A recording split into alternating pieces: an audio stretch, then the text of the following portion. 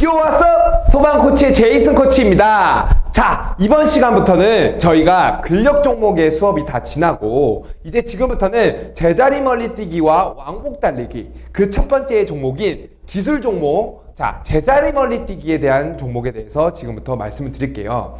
제자리 멀리뛰기 굉장히 어려워하시는 분들도 많고 굉장히 어떤 식으로 접근해야 되는지 생각을 못 하시는 분들이 많은데, 제가 체대 입시에서 제자리 멀리뛰기를 지금까지 그 누구보다도 영상을 많이 찍어온 사람으로서 이 제자리 멀리뛰기만큼은 제가 가장 쉽고 이해하기 쉽게, 그리고 기록이 빠르게 향상될 수 있도록 수업을 지금부터 진행을 해보겠습니다.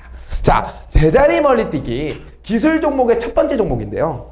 자, 제자리 멀리뛰기에서 알고 계셔야 되는 부분은 바로 신체 구조가 어떤 식으로 구성되어 있는지를 먼저 아셔야 됩니다. 근데 근력 종목에서도 제가 계속해서 이 그림을 보여드리고 있는데, 기술 종목에서의 신체 구조는 조금 더 그 느낌이, 그 등위가 조금 다릅니다. 그 이유가 무엇이냐면, 이제 근력 종목에서는 어떻게 해야지만 상체 근육을 사용할 건지, 뭐 하체 근육, 코어 근육을 사용할 건지에 대한 근력적인 부분만 조금 더 강조돼서 이야기를 하지만, 기술 종목에서는 그 타이밍, 근력 종목은 단순히 그 타이밍이 차지하는 부분, 그 밸런스, 타이밍, 상체와 하체가 어떤 한 포인트에서 임팩트를 구사할 수 있느냐라는 그 기술, 그 타이밍의 부분이 조금 약하게 접근이 되게 되는데, 이 기술 종목에서는 그 부분이 강하게 받아들여지기 때문에 많은 분들이 굉장히 어려움을 느끼시는 겁니다. 하지만 그렇게 어려움을 느끼실 필요 없습니다. 지금부터 제자리 멀리뛰기의 그 원리와 개념만 잘 이해하고 계신다면, 그리고 그 이론과 원리를 본인께서 자신의 것으로 만들기 위해서 과제만 충실하게 수행해 주신다면 지금부턴 제자리 멀리뛰기가 그렇게 어렵게 느껴지지 않으실 거예요. 그래서 지금 얘기한 것처럼 상체와 하체, 코어, 신체 구조는 이런 식으로 구성되어 있고, 그렇다면 지금부터 제자리 멀리뛰기를 어떤 식으로 잘 뛰기 위해서 상체를 사용해야 되는지, 하체를 사용해야 되는지, 코어를 사용해야 되는지를 말씀을 드릴게요. 자, 첫 번째, 제자리 멀리뛰기에서 첫 번째로 구사되어야 하는 기술이 바로 도약입니다. 그래서 제자리 멀리뛰기는 우리가 어떤 식으로 구성되어 있냐면, 첫 번째는 도약, 그리고 두 번째는 공중동작, 세 번째는 착지로 구성되어 있죠. 자, 이 도약이 갖고 있는 목적이 무엇이냐면, 얼만큼 내 몸의 중심을 팔과 다리를 사용하여서 멀리 보낼 수 있느냐, 내 중심을 얼만큼 이상적인 각도와 방향으로 멀리 보낼 수 있느냐. 그래서 제자리 멀리뛰기에서 기록 측정을 하는 이 발이 어디까지 갈 수 있느냐를 측정하는 것, 그리고 첫 번째 단계로 우리가 해야 되는 것이 바로 도약입니다. 아시겠죠? 제자리 멀리뛰기는 뭐라고요? 도약이라는, 제자리에서 얼만큼 내 몸의 중심을 멀리 보내느냐가 바로 제자리 멀리뛰기의 목적이라는 그 부분을 꼭 짚고 넘어가셔야 됩니다. 무작정 멀리 뛰는 거야, 무릎 빨리 당기는 거야, 그게 제자리 멀리뛰기야. 절대 아닙니다. 몸의 중심을 도약의 과정, 팔과 다리를 사용해서 어떻게 멀리 보낼 수 있느냐가 바로 제자리 멀리뛰기라는 것만 아셔도 바로 오늘 제자리 멀리뛰기 굉장히 쉬워지실 거예요. 자, 그래서 도약에서 우리가 팔과 다리를 사용해서 이제 몸의 중심을 앞으로 보내게 되는데, 그럼 첫 번째, 팔의 역할은 과연 무엇이냐? 자, 팔의 역할은 제가 제 팔을 뒤에서 백스윙 한 이후 뒤에서 팔을 앞으로 보내면서 내 상체를 이용해서 몸의 중심을 앞으로 보내는 역할을 하는 것이 바로 팔입니다. 그래서 내가 얼만큼 팔을 뒤로 크게 칠 수 있느냐에 따라서 이 각도, 이 범위에 따라서 내가 팔에서 발생하는 힘의 크기를 좌지우지하게 되는 거예요. 내가 만약에 도약 자세에서 팔을 요만큼 쳤다, 내 팔이 가는 도약에서 팔의 위치가 여기에서 앞으로 이렇게 친다 라고 하면 내가 지금 팔에서 발생하는 힘은 여기에서 요만큼이 되는 거죠. 근데 만약에 지금 사진에서 보여지는 것과 같이 팔의 각도가 여기에서 시작돼서 이만큼 앞으로 칠 수 있다라고 하면 내가 팔에서 발생하는 힘이 더 크게 되는 겁니다. 그래서 도약에서에서 우리가 첫 번째로 가져가야 되는 포인트는 바로 이 팔의 움직임이에요. 팔이 얼마큼 뒤로 크게 가서 팔과 내 상체가 가지고 있는 이 각도가 크냐에 따라서 힘의 크기라는 거, 그리고 그 힘의 크기가 바로 이 몸의 중심을 앞으로 보내는데 첫 번째로 역할을 한다라는 거, 이 부분을 꼭 알고 가셔야 됩니다. 그리고 두 번째가 무엇이냐면 바로 다리예요. 다리는 어떤 역할을 하냐면, 자, 이해하기 쉽게 제가 말씀을 드릴게요. 자, 스프링이 하나 있습니다. 스프링이 이렇게 제 손 위에 있어요. 첫 번째의 경우 스프링을 요만큼만 누릅니다. 그렇게 돼서 손을 떼게 되면 어떻게 되죠? 스프링이 위로 올라가지만 그 올라가는 높이가 굉장히 작게 돼요. 그런데 만약 내가 스프링을 위에서 꾹 눌렀습니다. 그리고 나서 손을 뗐어요. 그러면 그만큼 스프링이 위로 올라가는 높이가 커지게 됩니다. 똑같이 다리라고 생각하시면 돼요. 우리가 엉덩이, 지금 여기에 있는 부분, 이 엉덩이와 무릎을 얼마큼 내가 낮춰서 그리고 나서 무릎을 구부려서 무릎을 펴냐에 따라서 다리에서 사용되는 힘이 결정되는 겁니다. 그래서 내가 만약 엉덩이를 요만큼 낮췄을 때의 경우와 이만큼 낮췄을 때의 경우에 힘의 크기가 차이가 형성된다는 거죠. 그래서 우리가 도약의 동작을 할 때는 팔과 다리에 신경을 쓰면서 그 원리를 생각하면서 도약 연습을 하셔야 됩니다. 아시겠죠? 그리고 나서 우리가 도약을 통해서 이제 팔과 다리의 힘을 사용하게 되는데, 여기에서 한 가지 포인트가 무엇이냐면, 잘 보세요. 제가 보이는 이 어깨와 이 무릎이 일직선의 형태를 갖고 있죠. 이 이유가 무엇이냐면, 자, 제자리 멀리뛰기를 할 때 우리가 어떤 식으로 방향성을 가져야지만, 이제 공중동작으로 넘어가기 전에 한 가지 제가 팁으로 말씀을 드리는 겁니다. 도약에서 공중동작으로 넘어갈 때 어떤 방향성을 가져야 되냐, 제가 도약에서는 다리를 구부릴 때 스프링을 수직으로 눌러야 된다라고 말씀을 드렸어요. 그래야지만 제가 갖고 있는 다리의 힘을 100% 다 쓸 수 있기 때문이죠.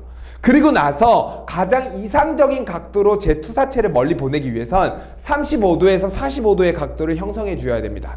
그런데 이런 경우들이 있어요.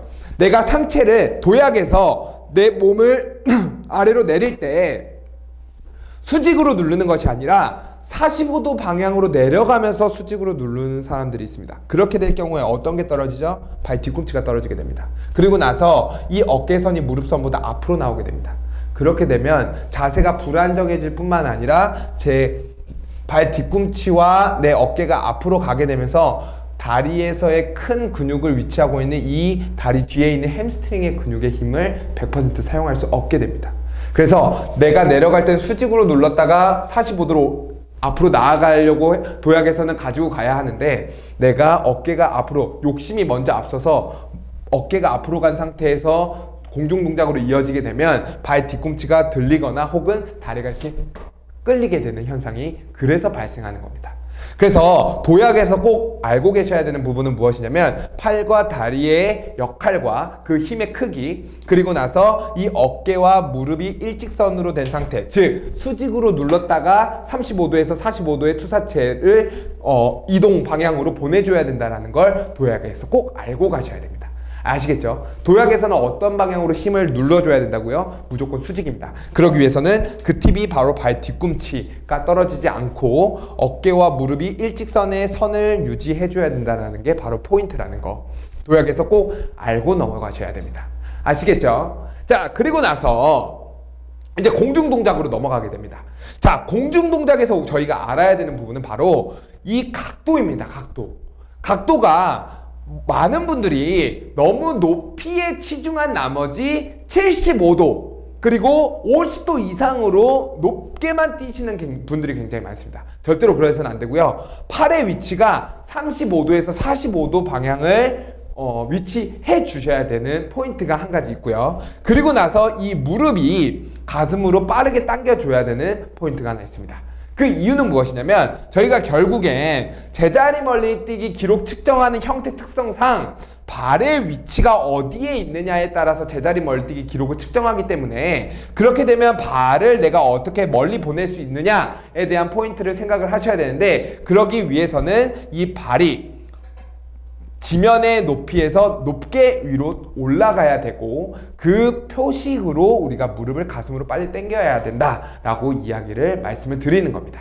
그래서 도약에서 팔이 뒤에서 앞으로 강하게 처지고 무릎이 구부러졌다 발이 펴지면서 그 다음에 공중동작에서 무릎이 가슴으로 당겨지게 되는 거죠.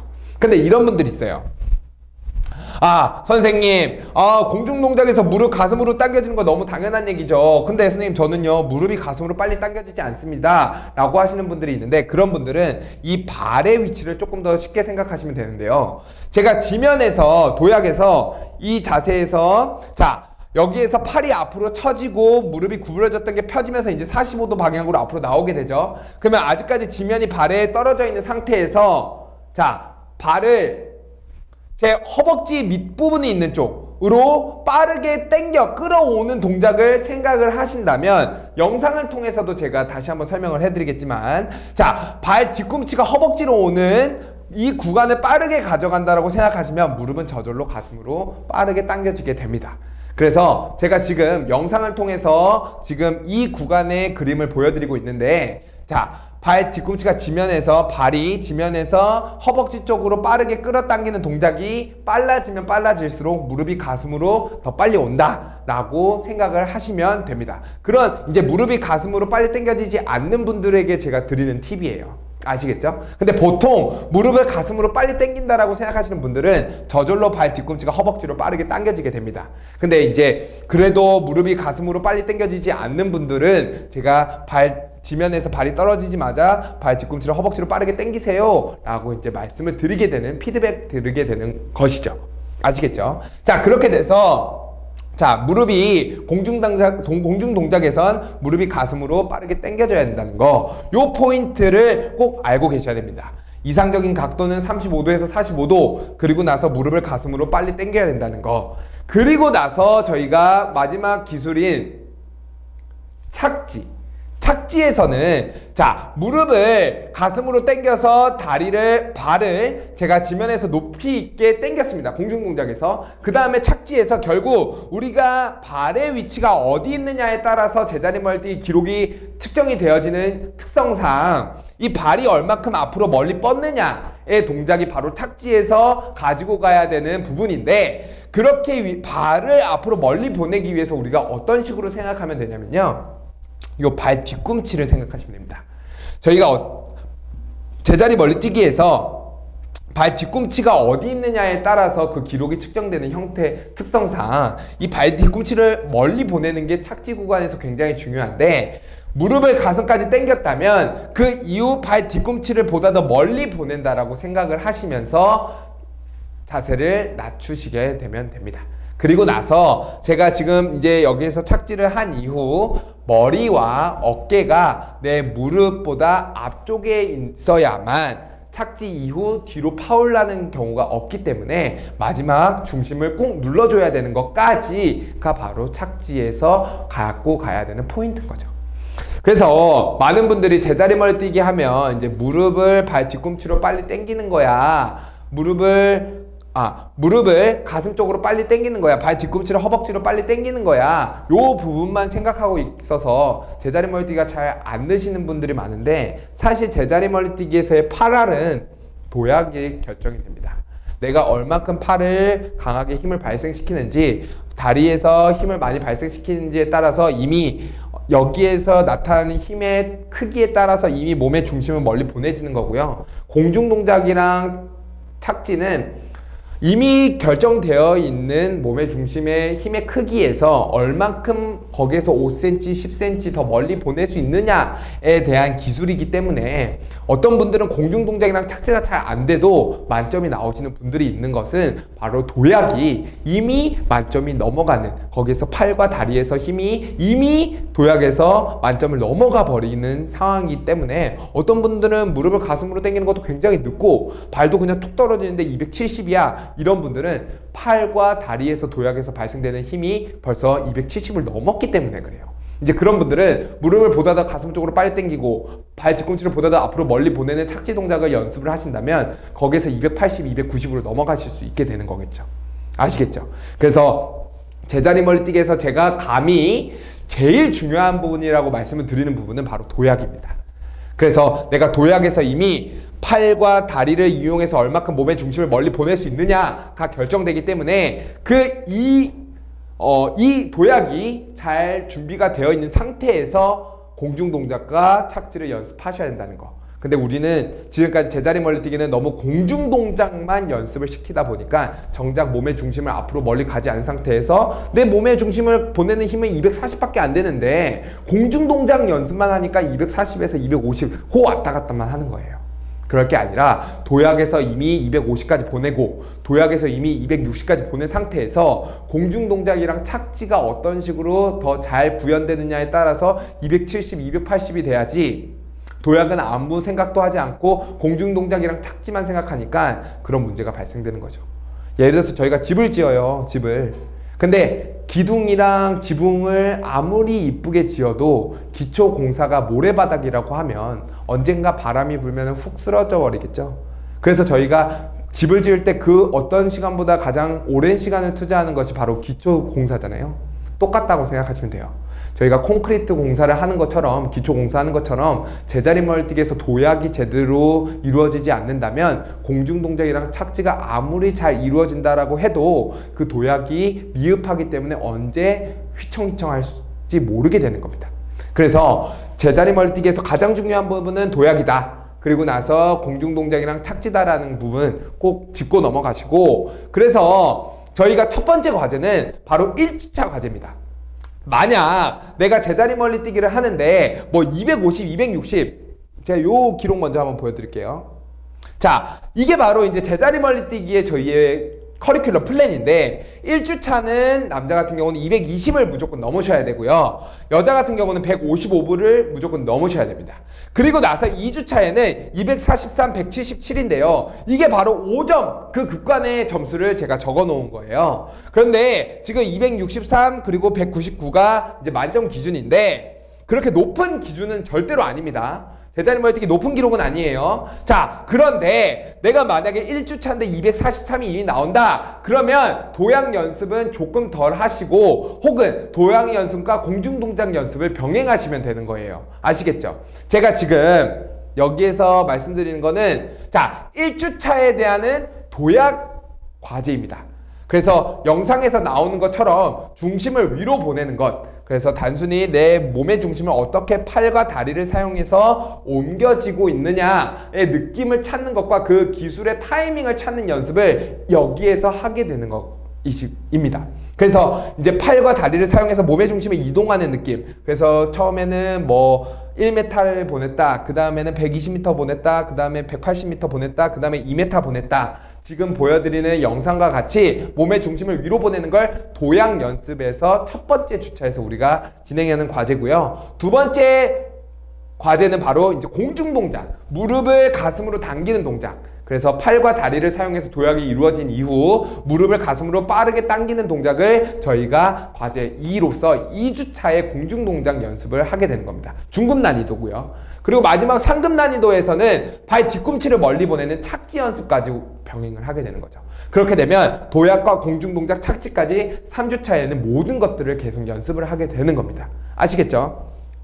그래서 내가 만약에 지금 여기에서 나와 있는 플랜처럼 기록이 나와 있고, 근데 내가 지금 1주차인데 벌써 250이 넘는다 하시는 분들은 도약과 공중동작, 착지까지 병행하시면 되는 거고요. 내가 만약에 243, 40대다 그러면 도약과 공중동작을 함께 병행하시면 되는 거고요. 근데 내가 만약에 220이다 그러면 지금은 공중동작보다는 도약의 연습을 먼저 하시는 게 맞습니다. 그래서 제가 과제에서도 1주차에서는 이거 무조건 하셔야 됩니다. 몇 세트 몇 세트라고 말씀드리는 것이 아니고, 제가 지금 주차별로 내용을 적어놓고 시간으로 적어놓은 이유는 각각의 역량이 다르시기 때문에 그래요. 220의 구간이라고 남자 기준 220, 여자 기준 155 구간이라고 생각하시는 분들은 1주차에 도약 연습을 꼭 해주셔야 됩니다. 지금 공중동작을 연습하실 때가 아니에요. 자, 2주차에는 이제 공중동작까지, 이제 243에서 170대인 분은 도약과 공중동작을 같이 연습하셔야 되고요. 그리고 나서 3주차에서는 이제 착지까지 같이 연습하시는 플랜을 짜셔야 됩니다. 그렇다면 선생님, 저는 지금 220인데요. 선생님, 저는 지금 150인데요. 3주 만에 제자리 멀뛰기 될까요? 모릅니다. 근데 안 하시면 100% 안 됩니다. 근데 하시면 어떻게 될지 몰라요. 그렇기 때문에 하셔야 됩니다. 뭐부터요? 도약부터요. 아시겠죠? 저희가 지금 3주 동안 남았어요. 준비하셔야죠. 어떻게든 저희 필기 시험을 통해서 체력 시험을 볼 수 있는 기회가 왔는데 포기하기 너무 아깝지 않습니까? 자, 그래서 저희가 지금부터 도약과 공중동작 착지 연습을 하시는 겁니다. 아시겠죠? 그래서 제가 지금 세트를 나눠드리진 않은 것은 내가 만약에 지금 220, 150이다라고 하면 지금 250 되는 분들을 빨리 잡으셔야죠. 250 되는 분들이 지금 공중동작이랑 이런 것들을 30분 연습하신다면 나는 지금 220이니까 나는 150이니까 2시간 연습하시고 1시간 반 연습하시고 운동의 절대 양을 빠르게 채우셔야지만 우리가 원하는 목표에 도달할 수 있게 되는 겁니다.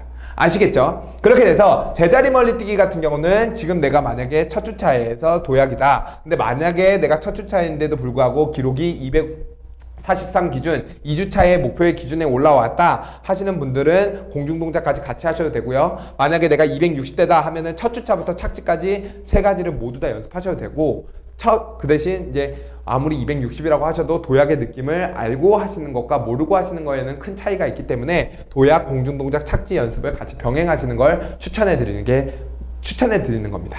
그렇게 돼서 제자리 멀리뛰기가 이제 꼭 기록 측정을 하루에 2번씩 해주시는 거는 제가 꼭 커리큘럼에서 선택이 아닌 필수라는 걸 말씀을 드렸고요. 지금 여기에 나와 있는 과제를 꼭 하루 매일매일 꾸준히 해주셔야 됩니다. 언제까지요? 3주간.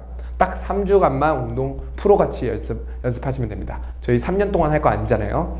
자, 이렇게 돼서 오전에 기술 운동 같은 경우는 오전에 해드리는 걸 제가 추천해드려요. 왜냐면 근력 운동을 하고 오전에 근력 운동하고 오후에 기술 운동을 하게 되면 이제 근력에 부하가 걸려서 리스크가 있기 때문에 오전에 기술 운동하는 것을 추천해 드리고요. 그렇게 해서 제자리 멀리뛰기와 왕복 달리기 그리고 자전거 배근력 악력 윗몸 일으키기를 꼭 매일매일 제가 지금 적어드린 1시간 반 총 3시간에서 4시간 운동을 꼭 해드리라는 게 제가 지금 추천해 드리고 싶은 커리큘럼입니다.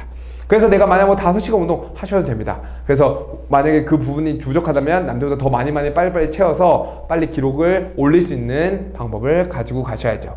그래서 지금 보면 오늘 월요일이 제자리 멀리뛰기야 화요일이 왕복 절대 아니에요. 지금 여기에 있는 게 다 하루에 해야 되는 저희의 과제입니다.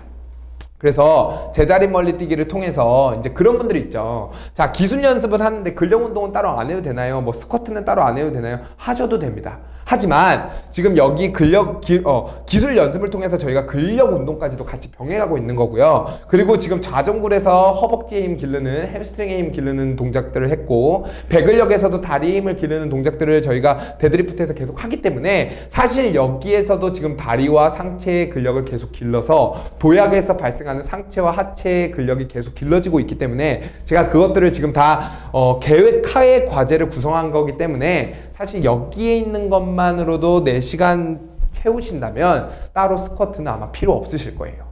이것도 지금 소화내기 굉장히 힘드실 거거든요. 아시겠죠? 그렇게 돼서 제가 마지막으로 말씀드리고 싶은 부분은 바로 또 오늘도 마찬가지입니다. 그냥 단순히 운동을 하게 되면 효율성이 떨어지게 돼요. 저희 3년 운동할 거 아니잖아요. 3주 안에 끝내야 됩니다. 그러기 위해선 원리를 생각하는 운동을 꼭 하셔야 됩니다. 아, 제자리 멀리뛰기 단순히 멀리 뛰는 거야. 아, 무작정 세게 뛰는 거야. 세게 뛸래, 멀리 뛸래. 80년대 운동 방법입니다. 지금은 도약이 어떤 식으로 되고 공중동작 어떻게 되고 착지 어떻게 되고 라는 그 원리와 개념들을 이해하시면서 공부하셔야 돼요. 요즘에 영어 단어도 그냥 안 외우시잖아요. 어근과 어휘가 어떤 식으로 종류가 나눠져 있는지를 파악하시면서 영어 단어를 외우시는 것 같이 운동도 마찬가지입니다.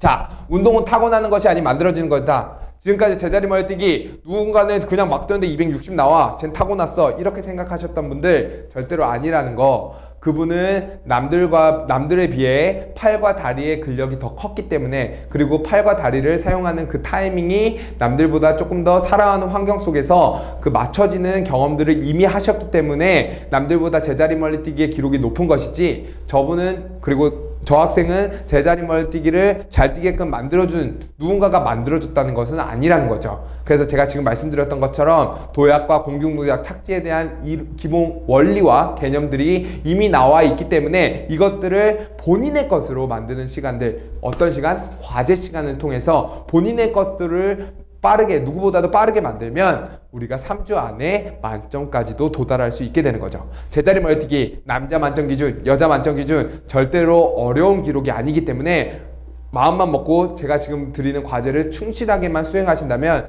어떤 분이든지 만점이 나오실 수 있게 될 테니까요. 지금 수업을 통해서 제자리 멀티기에 대한 그 느낌을 아셨다, 그 원리를 이해하셨다면 지금부터는 과제를 통해서 본인의 것으로 만드는 시간을 갖길 바랄게요.